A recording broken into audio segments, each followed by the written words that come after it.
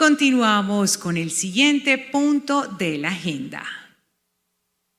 Panel: competitividad, minería y desarrollo territorial. Invitamos al escenario al gobernador de Córdoba, Orlando Benítez, economista de la Universidad Pontificia Bolivariana, especialista en gerencia pública de la misma universidad y de gobierno y gestión pública de la Universidad Javeriana, magíster en gobierno y políticas públicas de la Universidad Externado de Colombia. Fue diputado de la Asamblea de Córdoba, en donde trabajó en la defensa de las víctimas del conflicto armado de Colombia. Bienvenido, señor gobernador. Invitamos al alcalde de Jagua de Ibirico, Cesar Ovelio Jiménez, administrador público de la Escuela Superior de Administración Pública ESAP, con especialización en gestión pública de la Universidad Nacional Abierta y a Distancia UNAD, maestría en alta dirección e inteligencia estratégica de la Universidad IEU. Su plan de desarrollo 2020-2023 lleva el nombre El Pueblo Primero, cuya apuesta principal es el desarrollo económico local. Bienvenido, señor alcalde. Invitamos al director de la Corporación Autónoma Regional de Boyacá, Hernán Amaya Telles. Diseñador industrial, especialista en desarrollo y marketing territorial, magíster en dirección de marketing y estudiante de doctorado en estudios sociales. Entre su trayectoria profesional se destaca su labor como docente en las áreas de desarrollo rural, planificación del desarrollo, marketing territorial, gobernanza ambiental y acupuntura urbana.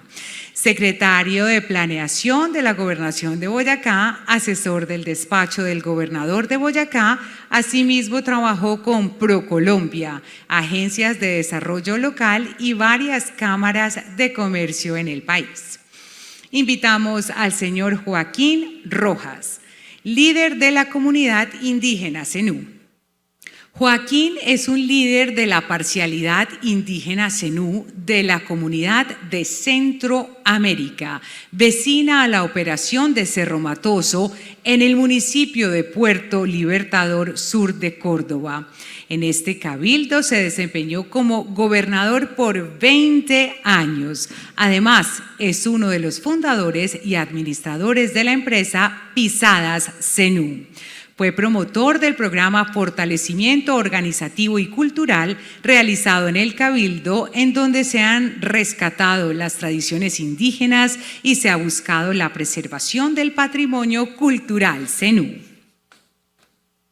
Saludamos e invitamos a nuestra moderadora Erika Fontalvo, directora del diario El Heraldo, comunicadora social de la Universidad Autónoma de Barranquilla, con máster en Inmigración y Cooperación Internacional de la Universidad Francisco de Vitoria de Madrid, España. Cuenta con 25 años de experiencia como reportera de El Heraldo y El Espectador, reportera y presentadora de noticias de Noticaribe, En Vivo, Noticiero del Mediodía, Las Noticias de la Noche, Caracol Noticias y CMI, entre otros. Fue corresponsal del diario El Espectador en España, de Caracol Radio en Europa, presentadora del espacio Plató Abierto de Localia Televisión del Grupo Prisa y asesora en comunicaciones de la oficina de ProExport en Madrid, España. Le damos la palabra a nuestra moderadora.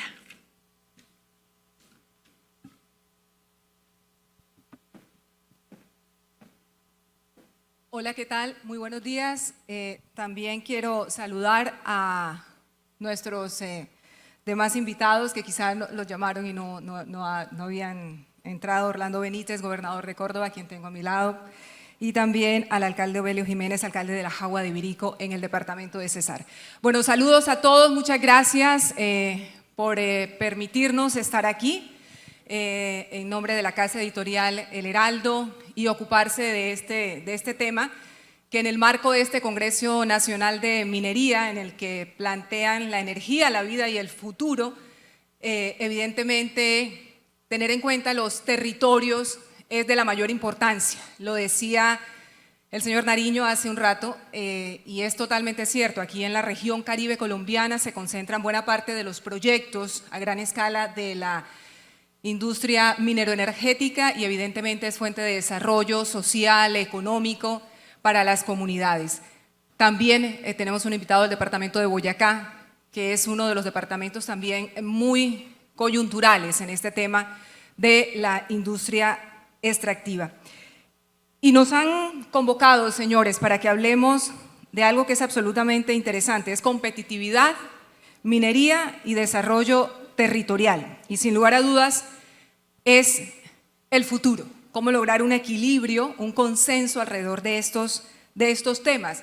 La industria minera, y ustedes que han dedicado buena parte de sus vidas a ello, es un actor estratégico que representa grandes aportes, grandes contribuciones precisamente a ese desarrollo social, económico de los territorios, de departamentos como Córdoba, Cesar, la misma Boyacá, y existen, como en todos los sectores, posibilidades de mejora, posibilidades de aprender de experiencias, de situaciones, para evitar, para conjurar esos conflictos sociales que resultan inevitables, pero que en medio de los disensos seamos capaces de encontrar consensos para garantizar lo que también en su momento hablaba la señora ministra alrededor de cómo generar una minería que sea responsable, que sea sostenible y que verdaderamente apuntale ese desarrollo de las comunidades. Aquí hay unas crisis que también detalló Nariño hace un rato y todos las conocemos.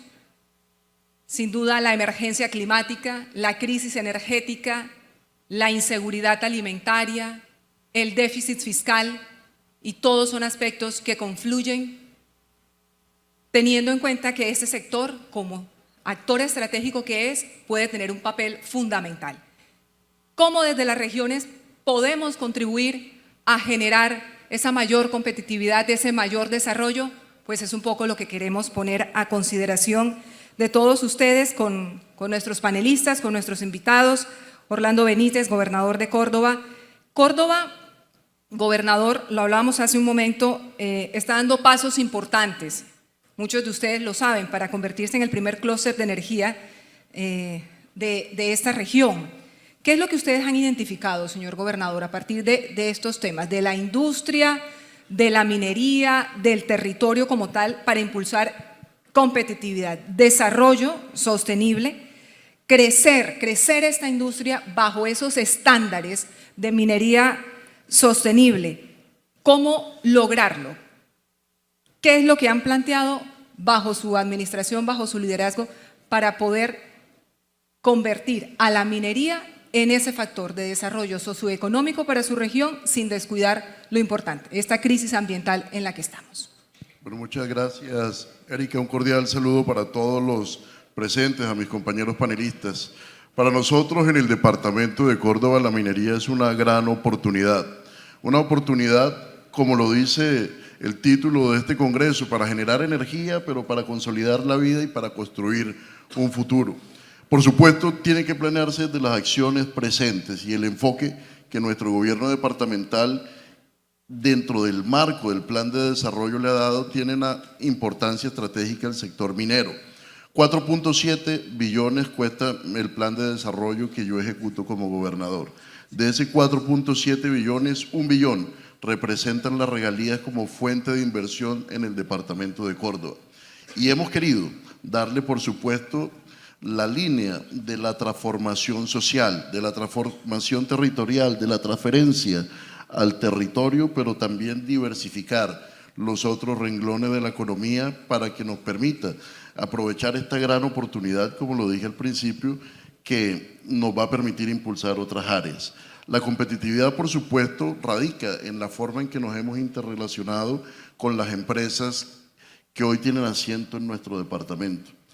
Ahora que escuchábamos al presidente y a nuestra ministra, veíamos cómo Córdoba va a jugar un papel fundamental en esa matriz de transición energética, porque la única mina de ferroníquel que hay en el país se encuentra en Montelíbano, Córdoba Sur del departamento, porque la mina más importante de talla nacional y estratégicamente hablando de cobre está en exploración en nuestro departamento, pero además también porque hay carbón en el mismo sur de Córdoba y tenemos, si extendemos al sector minero energético, dentro del top 5 de los que producimos gas natural.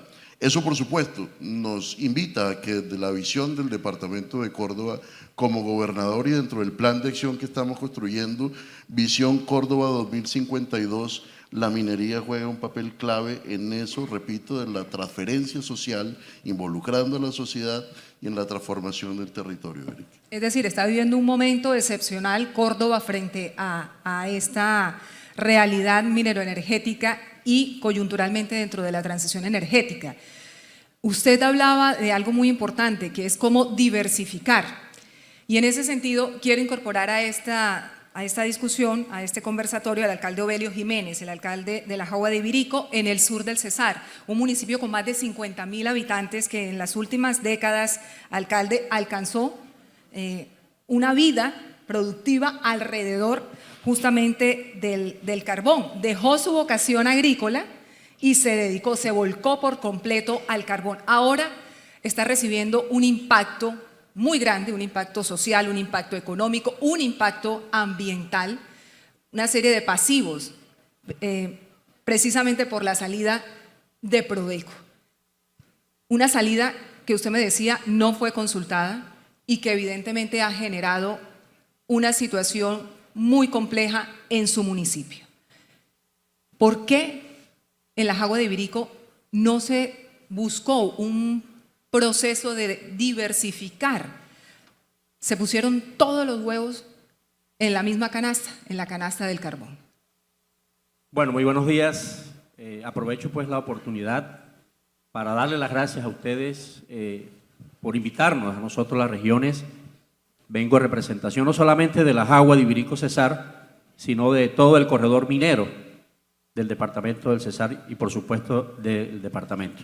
Gracias por la invitación y este ejercicio nos parece muy importante porque es escuchar desde las regiones lo que nosotros vivimos en carne propia.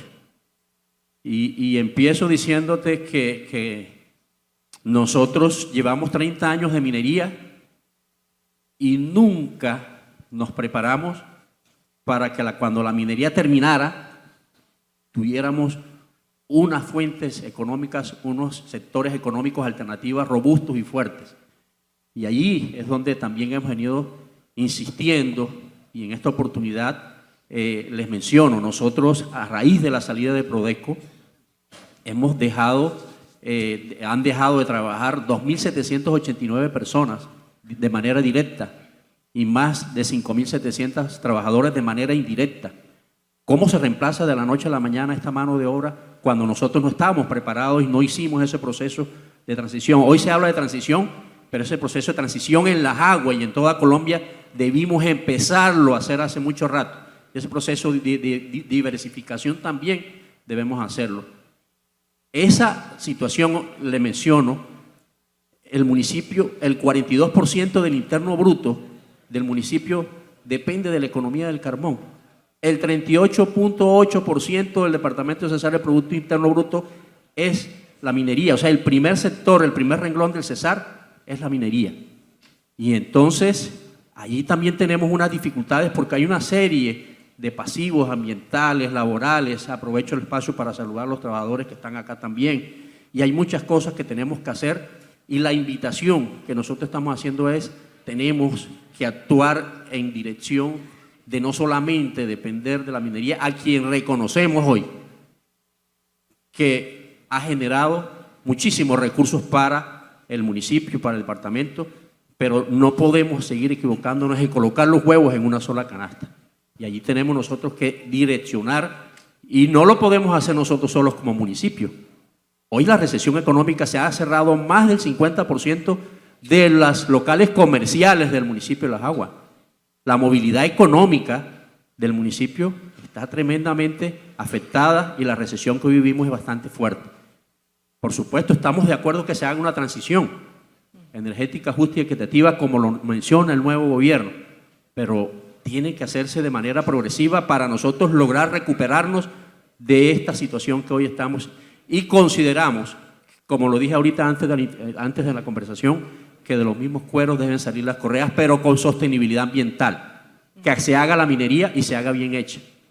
Hay que cumplir con unas obligaciones, con corregimientos como Boquerón, con unos pasivos ambientales, con un tema de compensación, pero tenemos que seguir trabajando en la dirección de defender estos compromisos, pero sin desconocer que las empresas mineras son y siguen siendo importantes para la región y ahí seguiremos trabajando, pero diversificar la economía hoy es muy importante para no tener este problema que hoy tenemos en las aguas, Sí. que lo estamos viviendo en carne propia. Diversificar la economía, ya le doy la palabra al gobernador Benítez, pero me quedo también con ese llamado que usted hace frente a la sostenibilidad ambiental para saludar a nuestro panelista de Boyacá, que es el único que no es Caribe en esta mesa. Él es Germán Amaya. Germán. Director de Corpo Boyacá, que es la Corporación Autónoma Regional de este departamento. Ese punto de sostenibilidad ambiental, y usted lo sabe, director, porque viene de Paz del Río. Paz del Río, pues todos los de mi generación sabemos qué es Paz del Río. Acerías Paz del Río es una empresa boyacense con más de 70 años de experiencia. Se dedica a extraer minerales, corríjame si me equivoco, para producir acero certificado. En ese sentido, director, la sostenibilidad ambiental, ¿cómo la vive usted a diario cuando llega a ese departamento tan grande, tan amplio como es Boyacá, donde hay una minería, una industria de minería importante, pero también hay unos fenómenos de minería ilegal muy complejos que están arrasando con nuestros recursos naturales? Bueno, con los muy buenos días y yo creo que es valioso poner un contexto de lo que es el departamento de Boyacá.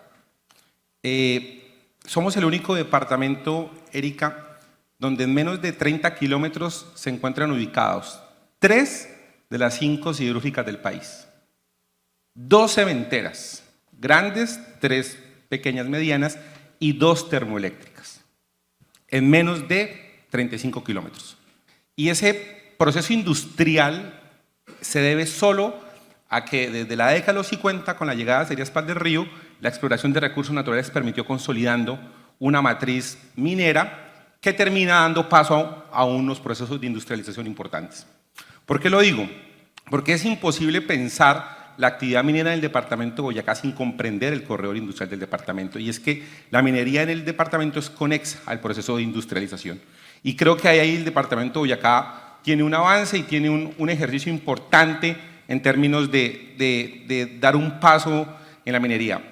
Tenemos minería de carbón térmico, carbón metalúrgico, 2 millones de toneladas de coque de producción. El coque es el tercer producto de exportación del país, y minería de esmeraldas. O sea, y una matriz, digamos, amplia en términos de recursos minerales. Esto nos ha permitido claramente generar una serie de impactos sociales, ambientales, pero yo creo que lo importante o lo de resaltar aquí es que el departamento de Boyacá ya tiene una agenda climática, y yo creo que eso es un mensaje importante, y es que las empresas ya vienen desde hace más de 6 años en el departamento de Boyacá trabajando en el marco de la crisis climática y crisis ecológica que tenemos. En el departamento de Boyacá está el primer mecanismo voluntario de disminución de gases de efecto invernadero del sector empresarial.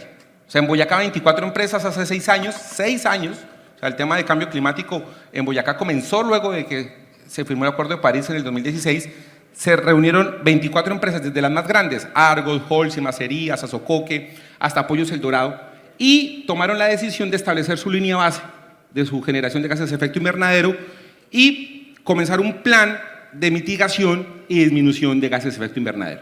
Ahora, el reto que tenemos allí en el departamento de Boyacá, porque este proceso fue apoyado o ayudado por la Corporación Autónoma Regional de Boyacá, es poder poner en marcha estos planes de mitigación de gases de efecto invernadero y poder consolidar un mecanismo de bonos de carbono empresarial que permita demostrar que se puede, digamos, apostar a la sostenibilidad. Es decir, dentro del sector hay una clara voluntad para poder llegar a unas convergencias y a unos acuerdos en ese sentido. 6 años lleva el proceso, y acá hay muchas de esas empresas. Acá está Holcim, Argo, bueno, muchas empresas ya están en eso. Pero ese es el sector industrial. El reto que tenemos hoy como corporación es que se extienda al sector primario, o sea, que la actividad extractiva de recursos minerales haga parte de ese proceso de disminución de generación de gases de efecto invernadero.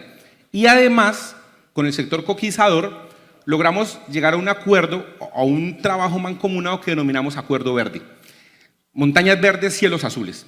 Nos sentamos como Corporación Autónoma Regional de Boyacá con el sector coquizador y generamos un plan de acción que tiene como objetivo mitigar la huella de carbono y además generar procesos de restauración ecológica en las áreas de producción del coque, con el propósito de revegetalizar, disminuir niveles de erosión, correcto uso y manejo del recurso agua, un correcto uso en términos de una política social con los empleados, que no es competencia de la autoridad ambiental, pero hizo parte de este acuerdo. Y hoy puedo dar fe de que con el sector coquizador, más de 100 empresas de coque, que puedo decir que tienen el mayor volumen de producción de coque del país, le están apostando a la sostenibilidad. Es una interlocución interesante que también deja enseñanzas dentro de esta dinámica frente a lo que plantea el gobierno de Gustavo Petro, que veíamos con la señora ministra, cómo lograr esas conversaciones, y ahora que se habla de diálogos regionales para atender una serie de situaciones y de conflictos en los distintos territorios, la importancia de que se establezcan también en este sector minero, como ocurre en Boyacá, unos diálogos articulados de manera permanente. Y justamente dentro de esa sostenibilidad ambiental que estamos explorando desde distintos enfoques, quiero presentarles a don Joaquín Rojas, que me excusan los demás panelistas, me parece que es el más encantador de esta mesa. Don Joaquín Rojas es, como ustedes pueden ver, un miembro integrante de los pueblos étnicos de la región Caribe. Fue gobernador del Cabildo Indígena, o todavía lo es, don Joaquín. Súbase un poquito el micrófono para que lo escuchen allá en el fondo. Sí. Ahí está. Sí, buenos días para todos. Buenos días, don Soy Joaquín. asesor todavía del otro. Bueno, ahí está en la jugada. Es líder de un proyecto del que nos va a hablar, que demuestra que dentro de esa posibilidad de articular, de conversar, de llegar a acuerdos en torno a qué, a lo que a todos nos importa, que es nuestra casa común, aquí donde vivimos, no hay un plan B frente a ella, pues evidentemente el sector minero-energético también puede contribuir de manera importante. ¿Qué es Pisadas Zenú, don Joaquín, inicialmente? Pisadas Zenú es una SAS, una empresa que creemos en la parcialidad de Centroamérica, Puerto Libertador, y se dedica en el momento estamos forestando, le hemos forestado a la empresa Cerro Matoso más de 300.000 árboles. Estamos en Córdoba, es el departamento de Córdoba donde está don Joaquín, con sus comunidades. ¿Qué se dedican a hacer? ¿Cómo están organizados? Estamos organizados, digamos, la comunidad de Centroamérica. Bueno, si usted me pregunta, de pronto les voy a de pronto decir todo lo que el andamiaje que tenemos. Digamos, por decir, digamos, nosotros en el 2013 tuvimos unos diálogos con la empresa Cerro Matoso, donde empecemos a consumar ese diálogo, y ya así ahí comencemos a organizarnos, y de ahí sale, de pronto Cerro Matoso tiene unos líderes de turno, en el momento, bueno, me voy a tomar el trabajo de nombrarlo porque todavía tenemos el de turno que todavía no se ha cambiado, eso es decir que como que es bueno, que es el doctor Ricardo Gaviria, que viene desde allá, y en ese momento estaba también uno de las que estaba frente a las comunidades, que era el doctor Luis Marulanda, que creo que está por aquí también con nosotros.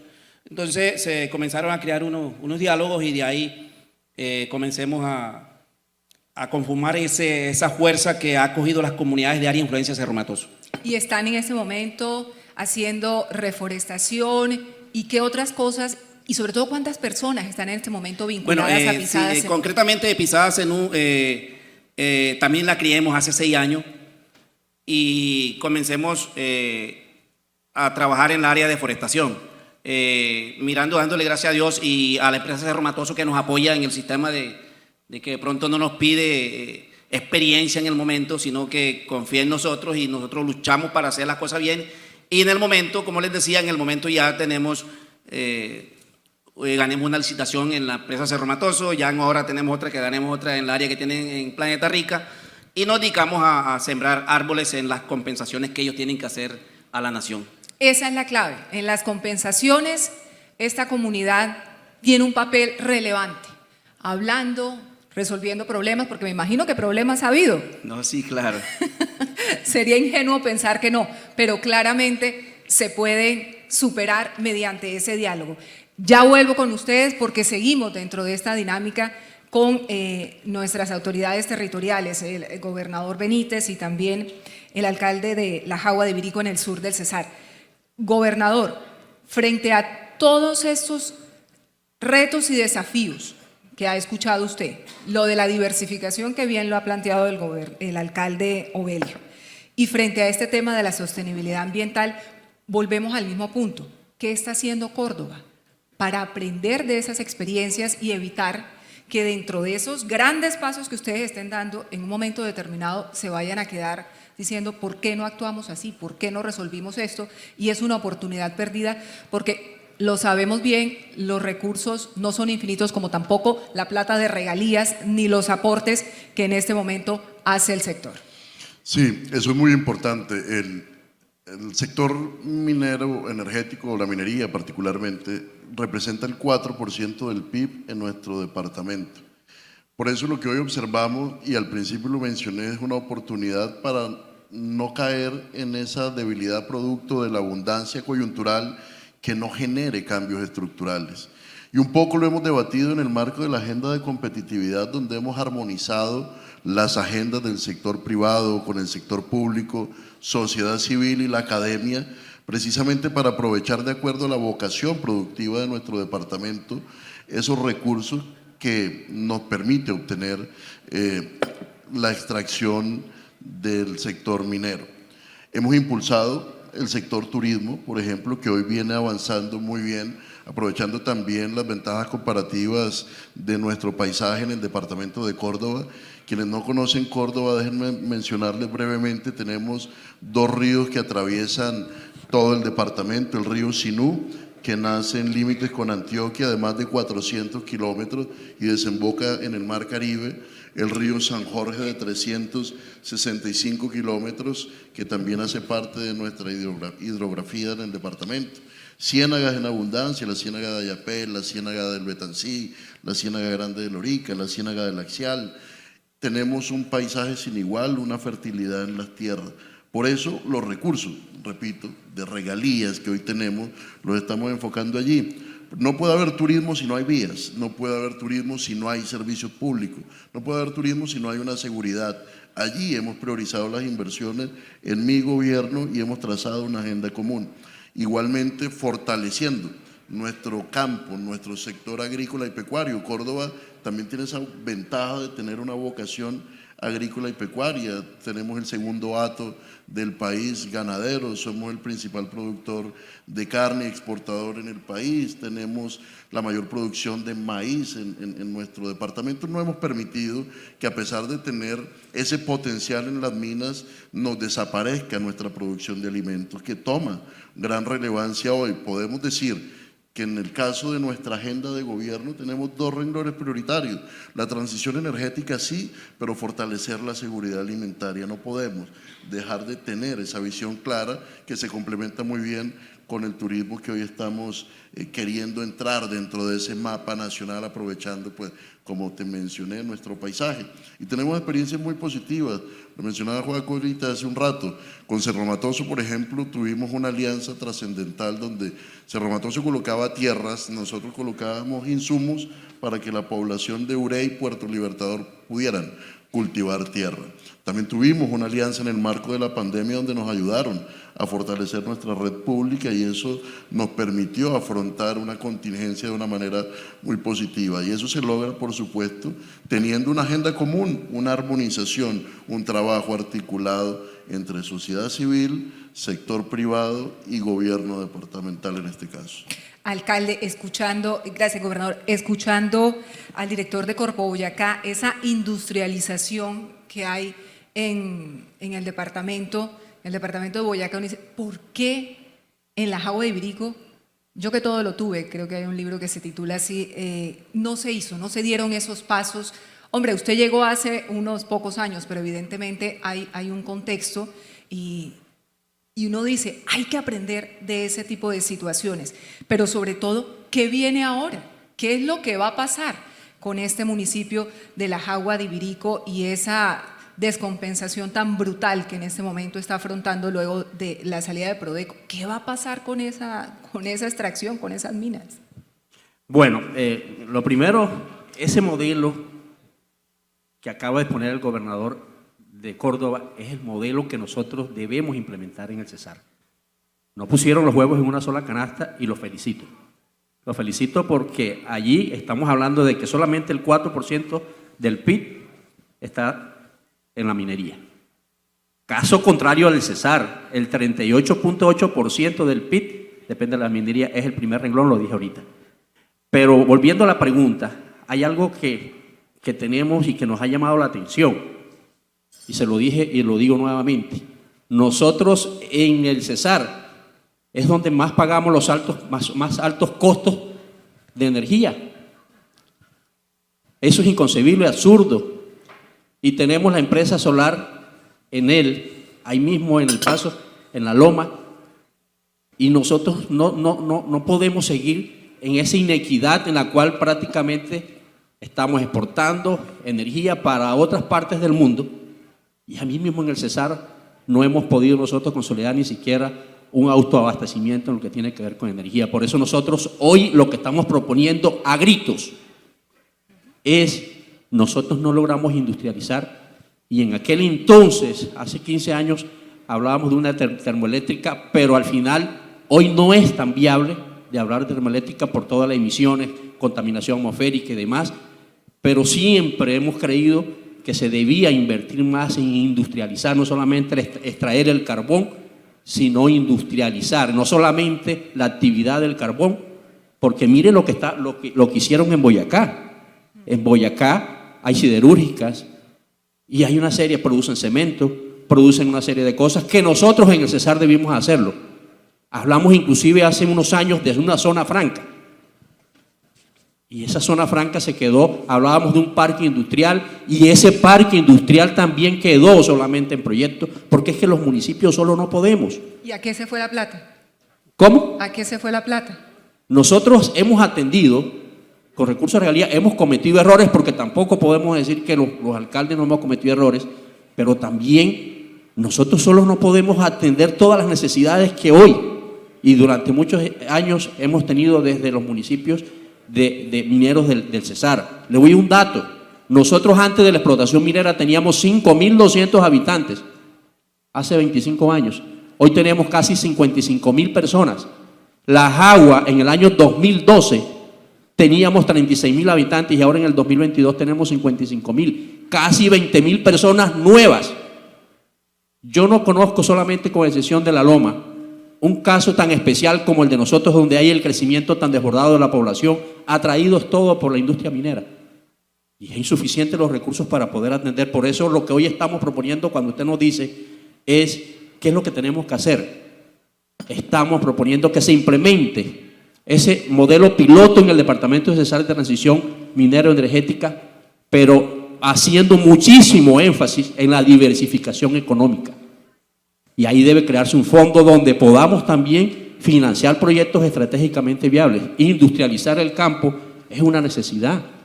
Y necesitamos también hacer que la agroindustria y que todo lo que se haga para mejorar los ingresos, porque no podemos desconocer que la pobreza en el Cesar está muy por encima del promedio nacional y tenemos que atacarla. En conclusión, tenemos que cambiar el modelo de desarrollo económico que hemos venido implementando en el Cesar, y ahí tenemos que participar todos. Por eso yo invito hoy al gobierno nacional, que hoy están acá, a los senadores, representantes, a la Agencia Nacional de Minería, al ANLA, a todos, a las empresas mineras en general, para que hagamos un acuerdo de voluntades y construyamos ese proceso de transición minero-energética en el Cesar con diversificación, y con eso estamos proponiendo que se cree un fondo. Hay un documento COMPES que es el 4075 y ese documento COMPES quedó en letra muerta. Necesitamos muchos recursos para poder hacer ese proceso de transición y poder compensar esta situación que tenemos, pero también hemos dicho que la minería debe continuar, pero continuar en unas condiciones en las cuales debemos reorientar la inversión y fortalecer sectores que tradicionalmente no lo habíamos fortalecido. Este gobierno está invirtiendo en el campo, en vías terciarias, en proyectos productivos, en viviendas rurales, en baterías, pero teníamos un retraso muy alto durante 20 años y debimos invertir desde el inicio en ese fortalecimiento económico. Hoy el municipio de Las Aguas es el tercer productor de café y somos fortaleza en cacao, y somos fortaleza en aguacate, y somos fortaleza en ganadería. Hoy el municipio de Las Aguas tiene la principal planta de sacrificio a nivel de la costa, certificado por INVIMA, y de porcino y de ovino para exportación. Entonces estamos en ese camino y la meta que tenemos nosotros es que Las Aguas en los 10 años siguientes, la visión es que sea centro de desarrollo agroindustrial, turístico y minero de Colombia. Y esa es la visión que tenemos, pero necesitamos la ayuda de todos para poder contrarrestar la pobreza que hoy tenemos y adelantar los procesos para no seguir dependiendo solamente de la minería. Los municipios y los corregimientos nuestros tienen una pobreza muy grande. Hay un pasivo ambiental grande y hay un pasivo laboral bastante grande, pero también tenemos que entrar a reforzar lo que hoy hemos venido haciendo sin cometer los mismos errores del pasado. Yo felicito a la gente de Córdoba y felicito a Boyacá, porque de todas maneras en el Cesar hemos ido avanzando mucho, pero por supuesto tenemos que mejorar en la productividad de los otros sectores.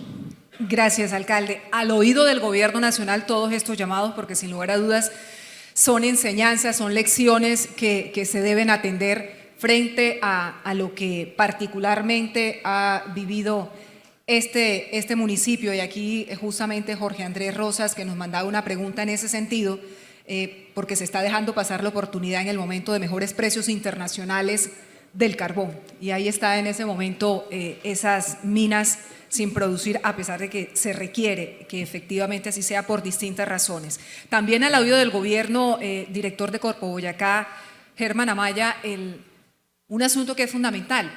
Volvemos sobre lo mismo, la minería ilegal, entre otras cosas, en muchos municipios del departamento, ahí pegado Boyacá con Arauca, de ese piedemonte llanero, frente a la amenaza permanente de los factores generadores de violencia, del conflicto armado, de la ilegalidad que está en este momento, como en muchas otras regiones, apoderándose de la minería, instrumentalizando a muchos mineros, evidentemente para quedarse con todos estos réditos y con ese buen momento de muchos de estos productos. Ahí frente a ello, ¿qué hace la autoridad?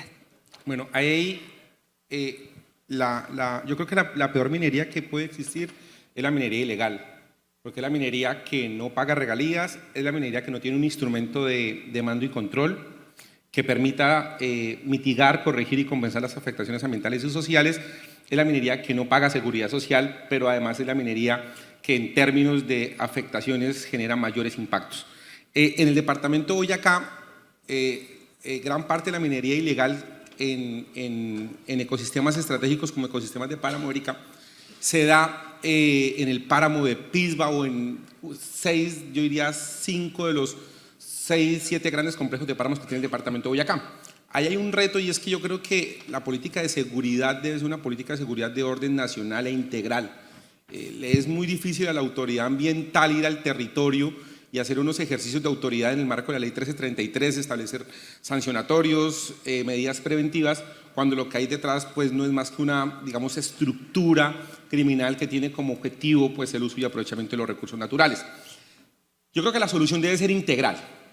El departamento de Boyacá cuenta con el 24% de los páramos del país. Estos son datos demasiado importantes. Colombia tiene apenas 2 millones de hectáreas y el 70% de la población colombiana toma recursos hídricos de estos ecosistemas de páramos. Boyacá es el departamento con mayor número de páramos del país. Allí lo que deberíamos nosotros encontrar es un equilibrio y un trabajo mancomunado, yo diría mancomunado entre el sector productivo, las instituciones públicas y las comunidades, de cara a poder garantizar la protección de estas 537,000 hectáreas de páramo. No puede ser una postura intervencionista, porque al final de cuentas tendría que el Estado vivir en cada bocamina controlando la minería ilegal. El tema es que debemos ser capaces de trabajar de manera participativa con las comunidades. Y yo creo que el sector productivo debe sumarse a los procesos de articulación para la protección del SINAP, el Sistema Nacional de Áreas Protegidas. O sea, el Estado colombiano no tiene la capacidad física ni financiera para cuidar las áreas protegidas. Yo tengo 500, ¿a qué horas soy capaz de velar por la protección de 537.000 hectáreas? Ahí hay un reto muy importante para la agenda climática del sector minero, y lo dijo el Acuerdo de París, COP21, sumideros de carbono. El reto para la mitigación y el reto en una agenda climática es conseguir una carboneutralidad en términos de que estoy produciendo tanto, pero estoy fijando tanto. Y si en esa suma estoy por encima, pues estoy carbono neutro. Puedo mantener una actividad que tiene unos gases, pero yo estoy fijando CO2 con sumideros de carbono.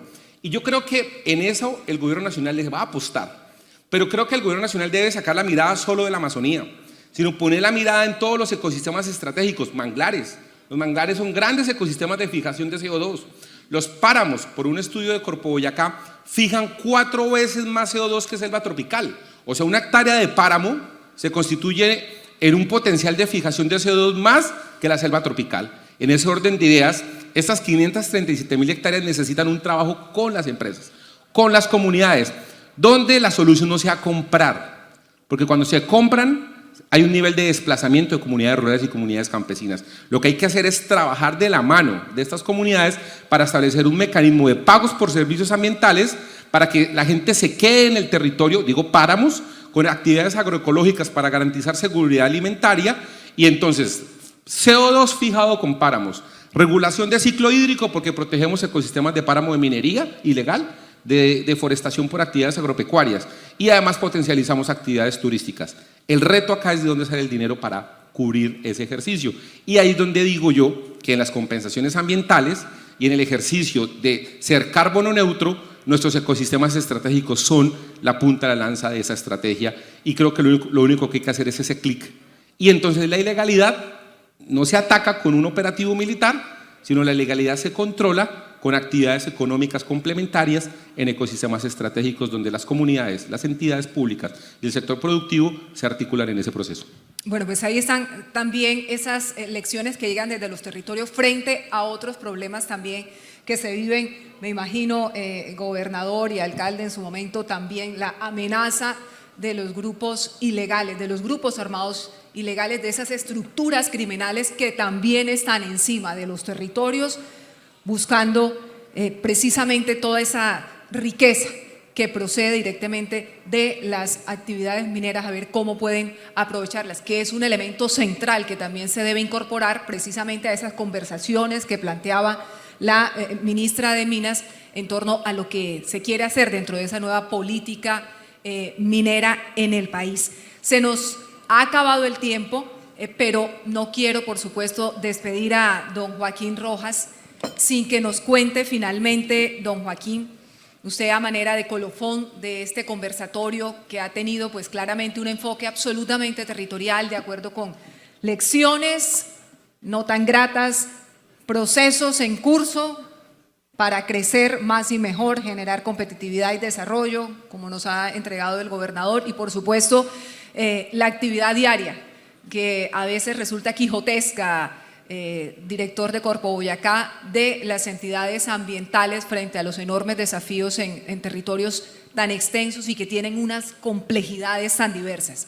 Pero don Joaquín nos va a cerrar este conversatorio contándonos para usted, don Joaquín, para su gente, ¿cuál ha sido la enseñanza más importante, más relevante en torno a lo que han venido haciendo en su territorio? ¿Quién puede querer más, puede cuidar más, puede velar más por la madre tierra que nuestros pueblos étnicos, que nuestros pueblos indígenas? Y ustedes están ahí precisamente a través del apoyo que les ha brindado Cerro Matoso, ese relacionamiento social, esa articulación que han construido, haciendo algo importante, beneficioso además, es un gana-gana para todos. ¿Cuál es la enseñanza que quisiera dejarnos?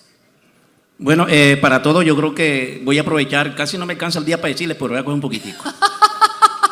Creo que, pero sí voy a aprovechar porque sé que hay un poco funcionarios de empresas y de minas. Primero decir que sí se puede trabajar mancomunadamente con las empresas. Creo que tenemos una experiencia muy muy conocida con la empresa Cerro Matoso. Nosotros somos los cuidadores de la madre tierra, o sea, dependemos de la madre tierra, pero comenzamos a montar un proyecto desde el 2013, digamos así, es un proyecto que todos lo hemos ido formando, comunidades, empresas, y hemos visto que se ha convertido como el ejemplo nacional y mundial, porque digamos, no es, yo siempre digo la realidad, no es por echarle de pronto flores a la empresa Cerro Matoso, siempre digo la realidad. Tuvimos unos tropiezos, sí, pero se llegó el momento de que el diálogo es lo principal. Te hace una pregunta, el diálogo es lo principal para comenzar a formar amistad y poder solucionar situaciones que se presentan, porque de pronto pensamos diferentes, pero sí podemos convivir. Entonces, Cerro Matoso con las comunidades indígenas, porque estamos alrededor de hay comunidades indígenas, afro y campesinas, y digamos en el momento ellos están liderando alrededor de 25 comunidades, están alrededor de ellos, allá en la mina Matoso y en la otra que se presenta en Planeta. Y estas comunidades, digamos, podemos decirlo así, están contentas, porque se nos ha mejorado la calidad de vida. Hay un diálogo permanente, por eso nombraba en el momento de paso al señor Marulanda, claro está, pero presidido por el señor Ricardo Gaviria, que ellos comenzaron a desplazar a las comunidades, dialogan con las comunidades. Cuando digo así de rapidito, cuando supimos que de pronto se iba el señor Marulanda, de pronto dijimos, pero ¿por qué no los van a cambiar? Mire que de pronto va a venir otra persona que no nos va a entender, porque nosotros indígenas somos así. Y resulta y pasa que, bueno, lo dejamos ir porque se le presentó otra oportunidad, porque tiene mucha experiencia. Entonces el doctor Ricardo dice, no, va a venir otra persona, y nos trae entonces a la doctora Joy. No, y ahora sí, estamos también amañados con la doctora Joy, que de todas maneras, ya no sé. El liderazgo femenino, sí, un liderazgo empático. Y no únicamente ella, sino todo su equipo. O sea, eso es importante, porque no sé si Cerro Matoso es que, no sé si es que los regaña o les dice que tiene que tratar a las comunidades, pero todo su equipo de Cerro Matoso es muy respetuoso, desde chofer hasta más alto. Entonces yo creo que ese es lo importante, llámese comunidades indígenas, llámese afro, llámese campesinos, de que todos nos respetemos. Entonces yo creo que ese es el punto principal. Nuestras comunidades han cambiado mucho su calidad de vida, han mejorado, digamos, sus viviendas. En el caso mío, de pronto ellos nos han dado los recursos, unos acuerdos que hemos tenido. En mi mandato ejecuté alrededor de 1.100 millones de pesos y hice alrededor de 112 viviendas de material en ese tiempo, y todavía estamos ejecutando más. Entonces creo que eso es muy importante. Usted me preguntaba al rato, nació Pisada Zenú de ahí, y creo que Pisada Zenú también se convirtió en esa empresa que está uniendo a la gente, porque digamos, está uniendo nuestras comunidades, como estamos siempre dispersas, ahí trabajan, hay unos acuerdos que tiene Cerro Matoso con las comunidades de empleo, y todas las empresas que llegan ahí tienen que acoger a los acuerdos que tienen con las comunidades, porque esa es la idea de diálogo. Y Pisada Zenú tiene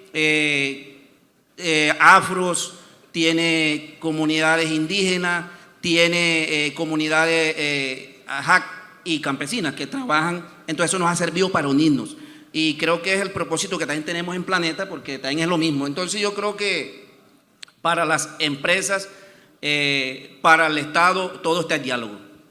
El diálogo es lo principal, y de pronto tratar de entender al otro.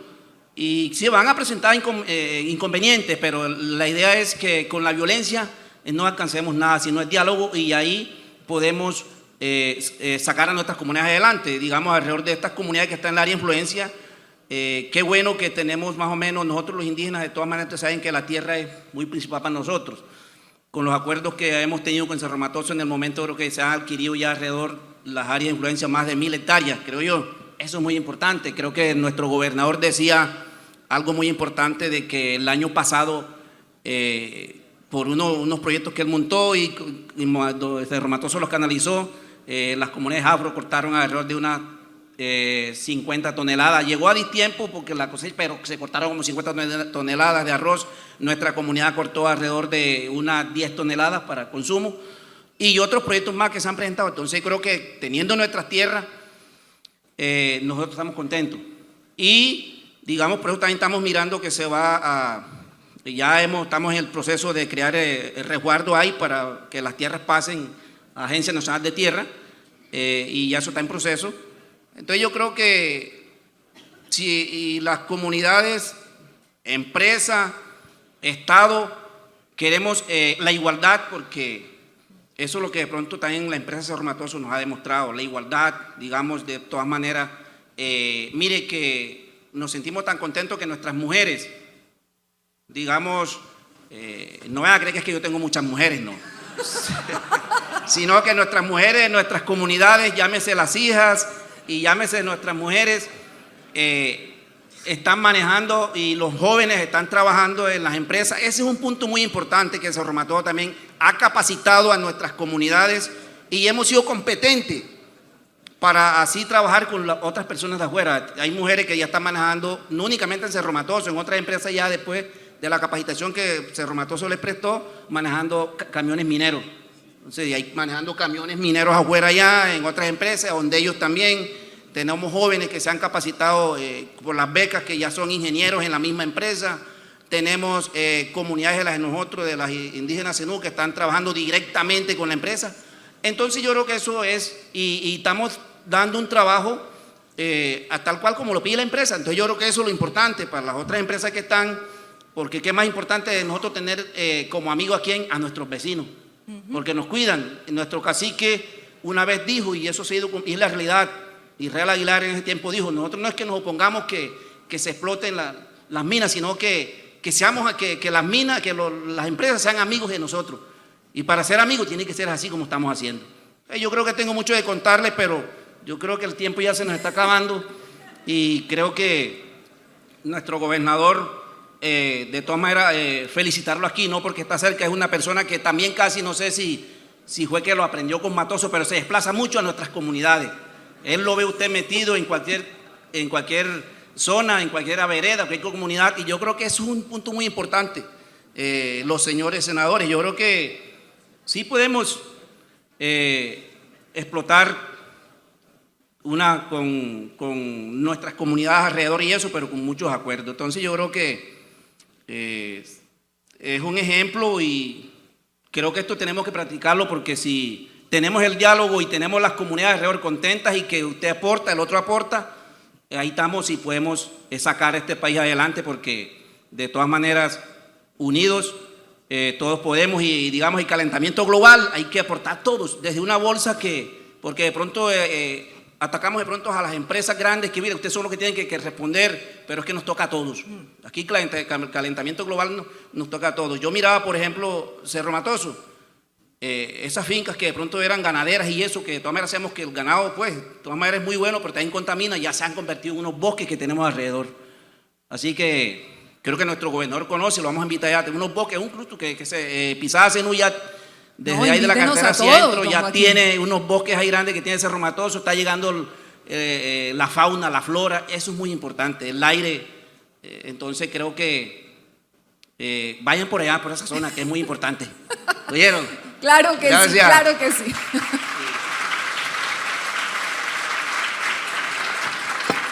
Claro que vamos a ir a conocer la comunidad de allá de ese proyecto de Pisada Zenú, y por supuesto nos estimula, nos ilusiona lo que nos comenta don Joaquín Rojas, porque yo creo que esa es la dinámica y esa apuesta es la que hemos querido hacer en este conversatorio frente al valor innegable de nuestros territorios y de todo lo que justamente este sector mineroenergético le aporta a través del diálogo.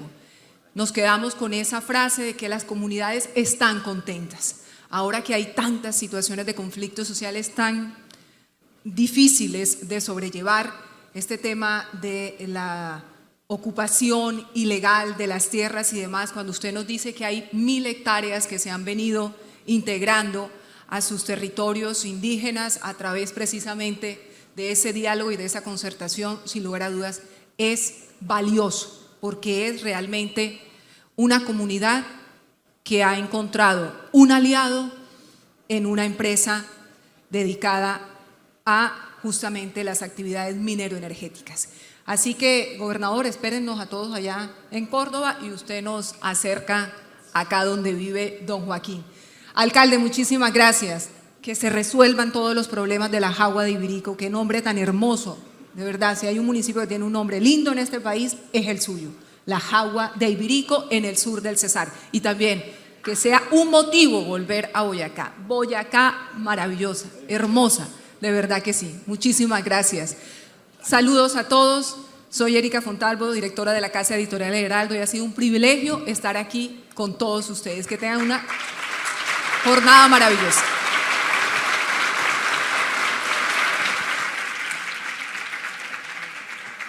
Muchísimas gracias a nuestra moderadora y a nuestros panelistas por su participación en este evento.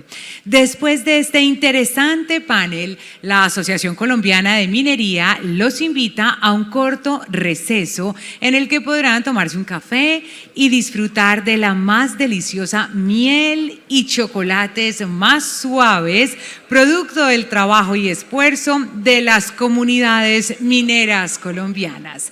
Regresamos en 20 minutos.